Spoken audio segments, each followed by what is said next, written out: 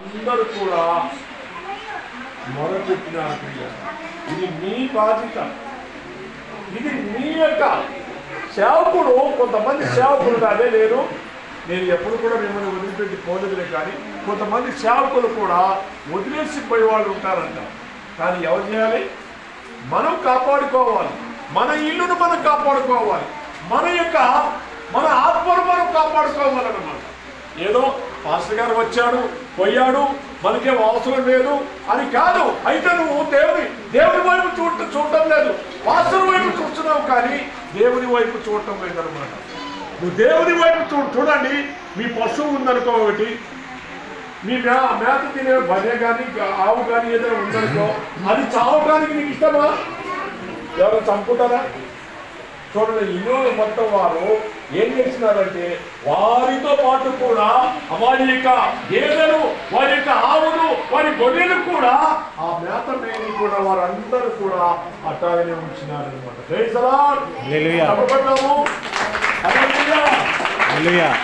నా ప్రియులారా, చూడండి సామెతల గ్రంథంలో ఒక మాట చూడండి.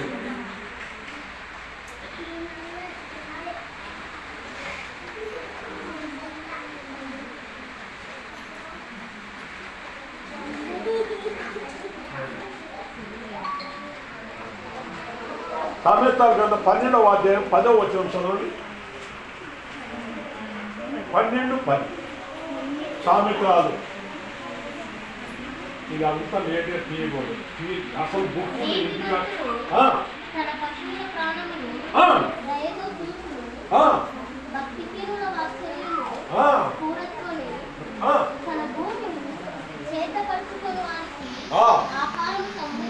సమృద్ధిగా చూడండి. ఎందుకంటే ఎవరు కూడా పశువులు కూడా కొంతమంది ప్రార్థన రాకుండా వెళ్ళిపోతారు.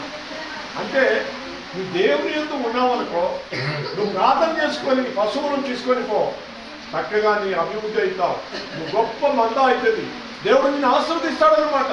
ముందు దేవుని పని చేయి, దేవుని సన్నిధిలో ఉండు. అంటే చివరికి మీరు ఎలా ఉండాలి? ఏ ప్రజలుగా ఉండాలి? దేవుని ప్రజలు ఉన్నారు.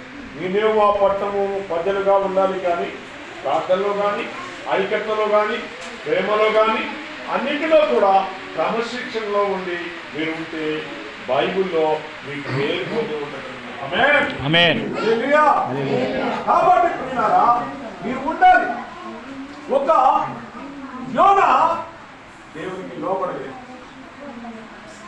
ఎప్పుడు కూడా లోపడలేదు. అయినా ఆయన మాటను విన్నారు ఆ ప్రజలు. దేవుడు చెప్పిన మాటను విన్నారు. యోనా వైపు చూడలేదు. యోనే రాకపోయి ఆడిపోయిన సేవకుడు అని చెప్పి చూస్తారు కొంతమంది. మందిరం పెట్టకపోతే పోతే పాస్టర్ గారు పోతే మంచి చచ్చాడా బతికాడా అని ప్రియులారా గమనించండి. ఎందుకంటే ఇది దేవుని యొక్క సావాసం. దేవుని మాత్రం క్రమాన్ని విడిచిపెట్టిపోవద్దు. మందిరంలో ఒకరు ఆపద వచ్చిందనుకో, సేవకుడు ఒకరు పోయినా మీరు ప్రార్థన చేసి ఎప్పుడు మర్చిపోవద్దు. మీ క్రమాన్ని మీరు ఎప్పుడు కూడా పోనీయకూడదు. మీరు ఐక్యత ఉండాలా. సంఘంలో అందరూ కూడా ఐక్యతతో ఉండాలి. చూడండి, మీలో ఇప్పుడు నేను మాట చెప్తాను, అందరు నాతో చెప్పాలి. బయట బిస్కెట్ తెచ్చారనుకో, కొంతమంది పంచి కొంతమంది పంచకుండా ఉంటే ఏమన్నా బాగుంటుందా? ఏమంటారు? వాళ్ళకే ఇచ్చినాడు పాస్టర్ గారు. ఎంత తప్పు చేసినాడు అసలు అంటారా? లేదు, అందరికి ఇస్తారు. ఒక పిల్లలకి ఇవ్వకపోతే మా పిల్లకి ఇయ్యరా, ఆ పాస్టర్ గారు ఉంటే అంతా ఊడిపోతుందా?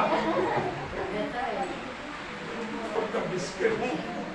అందుకే క్రమం అంటే ఏంటంటే అందరికి సమానమే, చిన్నలకు పెద్దలకు అందరికి సమానమే. కాబట్టి మనమందరం కూడా పనిచేసేటప్పుడు మనమందరం కూడా ఏం చేయాలంటే అందరూ కూడా మన పని అని పరిచయంలో వెళ్ళి పాల్గొంటారు. పాస్టర్ గారు ఏం చెప్తారో అది మీరు వింటే గొప్ప ఆశీర్వాదంతో నింపబడతారు. భాషల మాట తీసివేయకూడదు. దైవజనుని మాట ఎప్పుడు కూడా తీసివేసి గడిచేయకూడదు. దయచేసి మిమ్మల్ని మీరు మనవి చేస్తున్నాను. ఎందుకంటే నా మాట వింటే దేవుని మాట మీరు వినంటే నా మాట మీరు తొలకరించగలరు. కాబట్టి యోనామాదిగా కొంతమంది సేవకులు చెప్పి వెళ్ళిపోతారు. కానీ ఆ పట్టణం రక్షింపబడిందంటే వాళ్ళ విశ్వాసము, వాళ్ళ భయము దేవుని దగ్గర అందరూ కూడా వరపెట్టినారు. మనం కూడా వరపెడతాము, దేవుని కనపడతాము, భయపడతాము. దేవుని వాటిని దీవించుగాక. ఆమేన్.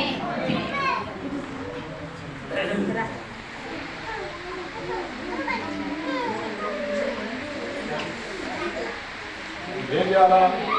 ఈరోజు చెప్తున్నా, ఇక్కడ పరిచయం చేసేటప్పుడు చేసేవారు మీరు వచ్చేవారు. ఇక్కడ ఈరోజు మళ్ళా ఆరాధన ఉంటుందా? నీళ్లు ఉన్నాయా పాస్టర్ గారికి?